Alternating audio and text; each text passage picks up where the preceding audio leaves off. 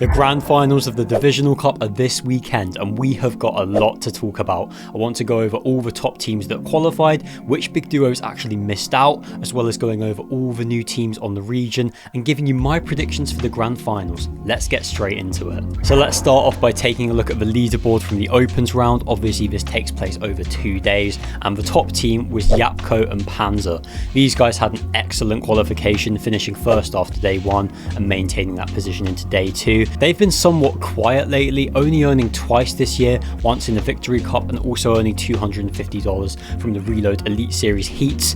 However, they haven't earned besides that. They also did fail to make the Reload Elite Series finals, so it has to be said that they've not been in the greatest form. However, you can't deny their quality. They are an excellent duo, and spoilers for my predictions later, but I do think they're going to finish very high from Painted Palms. Credit to them for managing the first place. In second place we have a team that have been in excellent form, and that's Mumsy and Sato. They obviously came 4th in the Esports World Cup qualifier, meaning they were 1 spot off securing that qualification, which was pretty gutting for them. But they were great in these Opens rounds. Sato had the most damage and the most eliminations out of every single player, once again showing that he is such an explosive fighter, very underrated player. They showed great consistency over the 2 days, managing 2nd on day 1 and 3rd on day 2 in order to secure this overall 2nd place. I mean, listen, these guys are looking great at the moment. Unfortunately, last time out they were contested at Classified Canyon by Chap and Flixie, and it does seem like that's going to happen again in these finals. So in terms of a high finish, it's hard to put them in the top 10.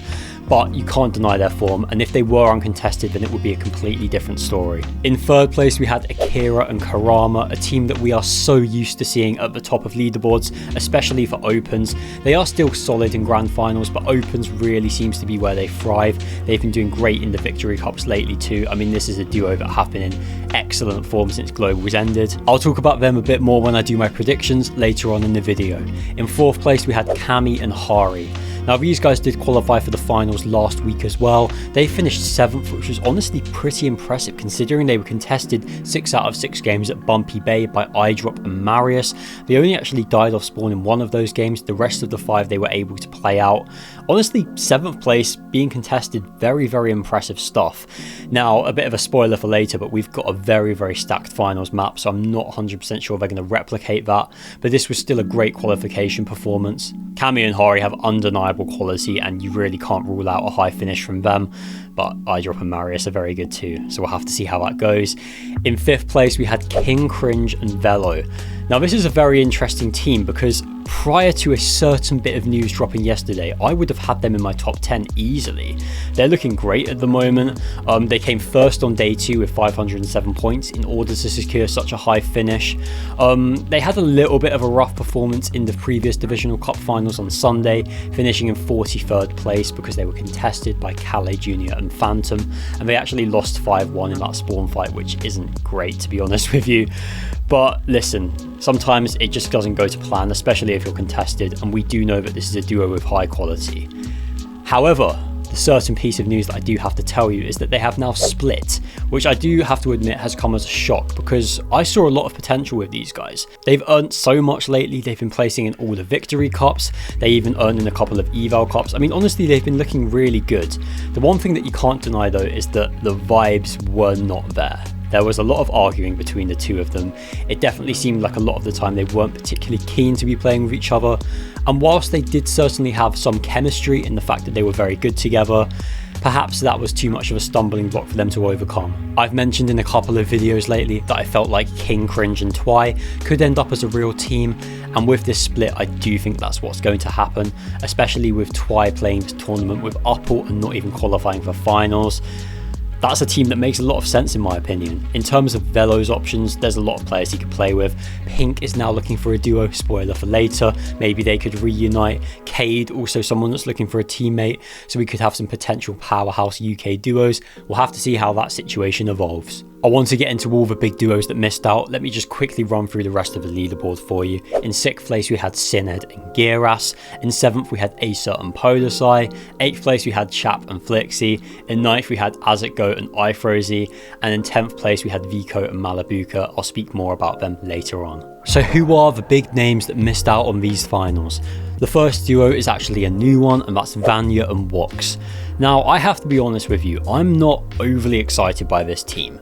Don't get me wrong, on paper it does look good, they're both excellent players in their own right, and the dynamic makes sense too. Vanya is someone that can lead, but is also a very capable fighter, and Wox can literally just focus on his fragging, following Vanya. I mean, it does make a lot of sense. I'm not sure what it is, but something just feels off about this team. I'm just not sure it's going to last. It almost feels like both of them were kind of out of options and got forced together, but I certainly don't think either of them is like the optimal pairing for the other. I feel like Vanya would be more suited to playing with one of his previous teammates, like a Swizzy, a Marius, a Pixie, and honestly, we're only a couple of bad eyedrop and Marius performances away from seeing a Vanya Marius duo, same with Swizzy and Pixie. I'm just not personally convinced that Vanya and Wox are going to last until FNCS, but listen, I could definitely be proven wrong here. As I've said already, we are talking about two top quality players, some of the best in EU, and who's to say they won't perform well together. Another big duo that missed out on finals was Mongraal and MrSavage. Now, I think it's important to clarify with these guys that we were not expecting immediate success. Part of the allure to them getting back together was the journey of it, was the fact that it was a process. We know it's going to take a little while for them to be up there with the top teams on the region. Right now, they just aren't at that level. But honestly, that's okay. They don't have to be making the Divisional Cup every week. As long as they're having fun, as long as the content's good, and as long as they're on the journey to getting better, as long as there are signs of improvement, then I think we're all good. With that being said though, the placements haven't been that good lately, it has to be said. With only 2 Divisional Cups left of the season, I do feel like they have to be making at least one of those finals if we're being realistic. Otherwise, if the vibes aren't there, if they're not enjoying playing with each other because the results are poor, then they may as well just split. But listen, it is a process, it is a journey, and I'm sure they're going to come good. In terms of the other teams, there's definitely a Polish theme here. We had Pix and Rax not qualify after a horrendous day one, only managing 23 points in 10 games. Now, this is the first time they were playing together as a new duo, and I'm not 100% sure we're going to see them return either. They did have a slightly better day too, but it was virtually impossible for them to recover to qualification. They were never going to make it. Yeah, I'm not sure we're going to see these guys play together. As I've said in previous videos, I do feel like Seti and Rax is the team that needs to happen again, especially since Seti and Dinas did not qualify for this tournament. They did finish in 62nd, which honestly isn't too bad, only narrowly missing out on qualification.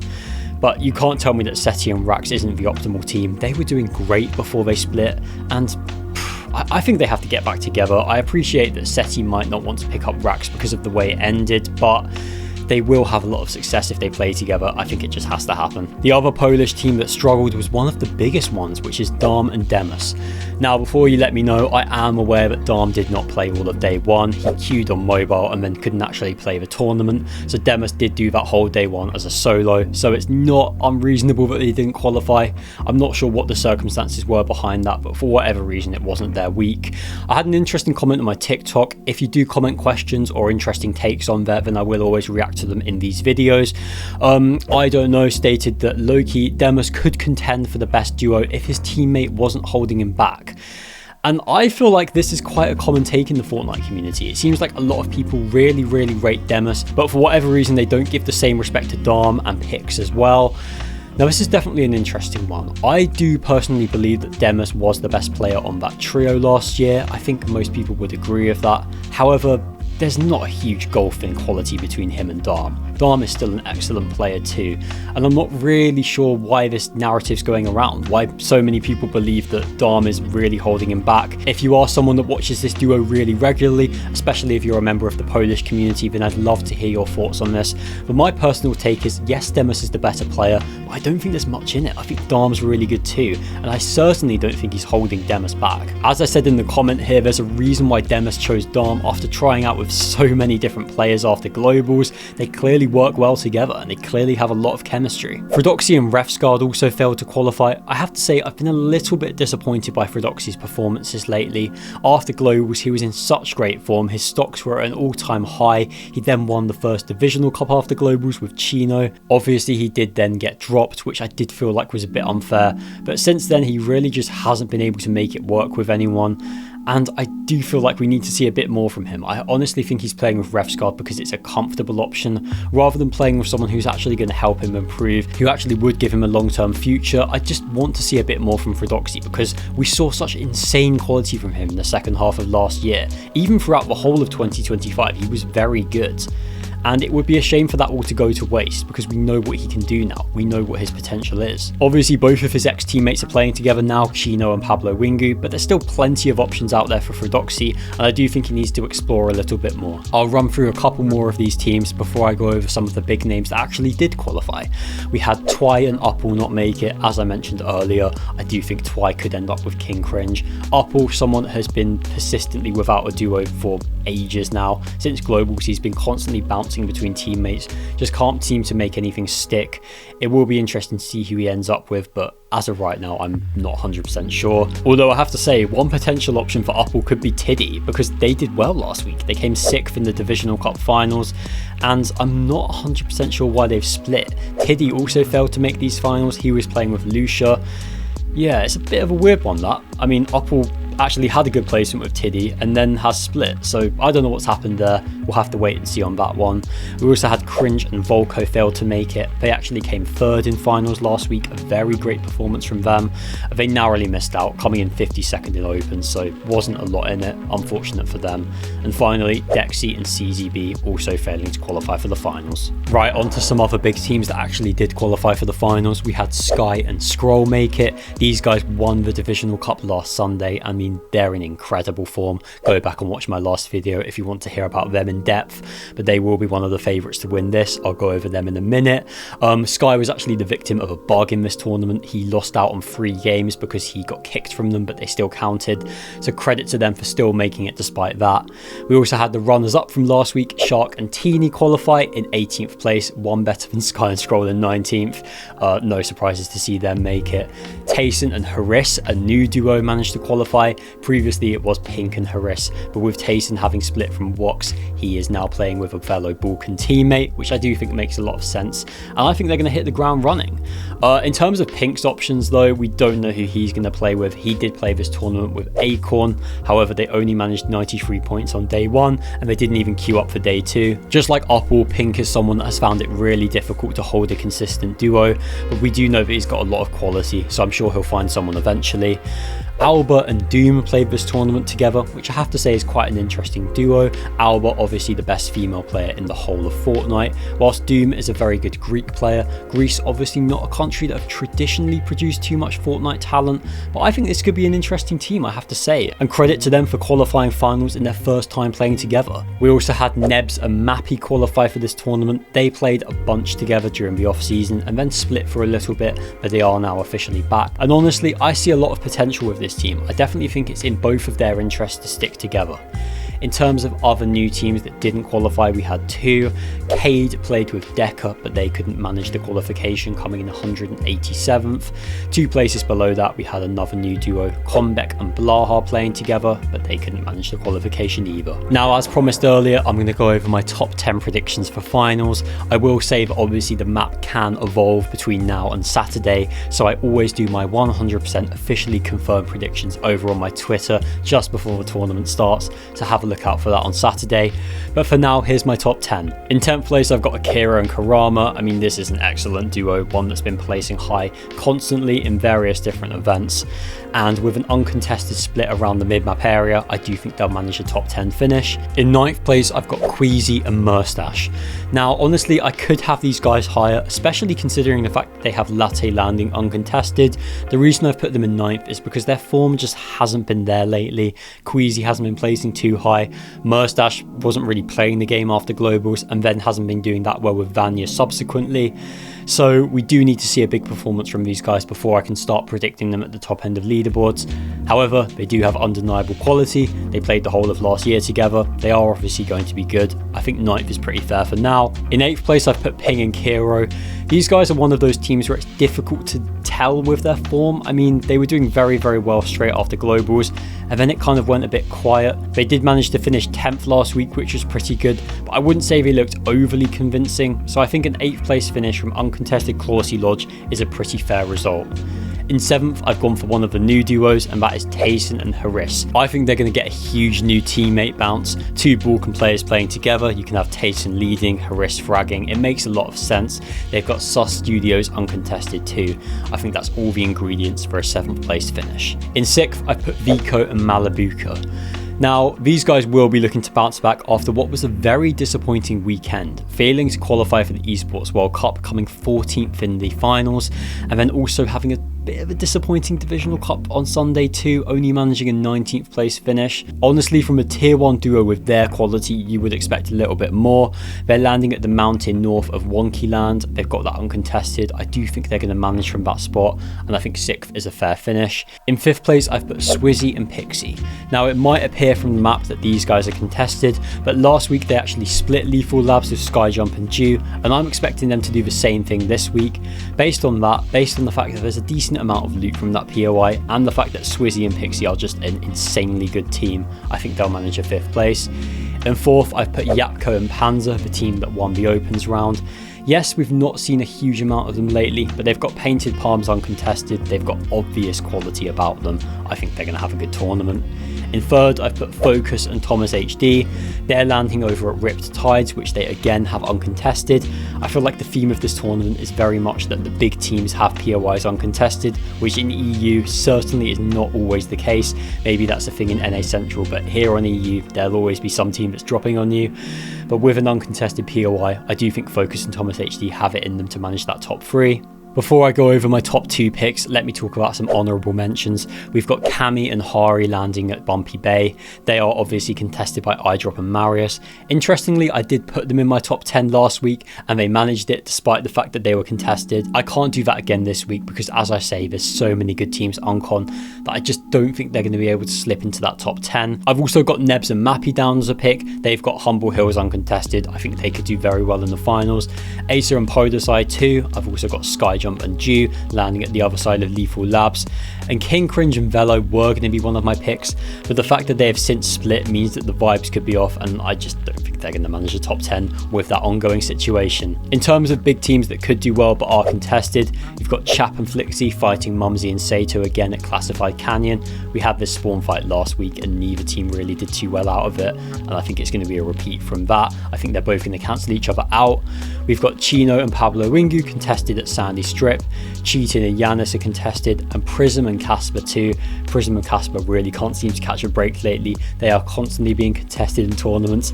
It'll be interesting to see how they do if they can get an uncon POI in one of these finals. Now let's go over the top 2, and honestly this is a really tough decision to choose between these 2 teams. I'm just about going to put Shark and Teeny in 2nd place. They have got uncontested Wonkyland. They should do really well from that spot. They came 2nd last week, looking great in the tournament. I just think there's going to be one team that slightly edges them out, but I could really easily see a win from them. They are looking great at the moment. We know how good they are. I do think they'll be a contender to win the next FNCS. These guys are looking great. But in 1st place, I have to put Sky and Scroll. They are the defending champions. They won on Sunday, looked amazing, won by over 84 points, a massive gap to 2nd. These guys are probably the best duo in the world right now on form. They are looking great, and as I said earlier on, go back and watch my latest video because I talked about them in depth a lot in there, but I do think they're going to win. They do have Ricky and Zangi landing at the south side of Battlewood Boulevard, so they should be left alone by them. In previous weeks they've been contested at the north side, but it seems like for whatever reason Battlewood Boulevard isn't too heavily contested this week, and that should definitely play in Sky and Scroll's favour. However, I wouldn't rule out a 3rd team landing on them. We'll have to see how the map evolves. But for now, my pick for the Divisional Cup winners are Sky and Scroll. Now let's talk about which EU teams performed on NA Central. Firstly, I will not be including Veno in these lists anymore as he has officially moved to NA to play with Cold.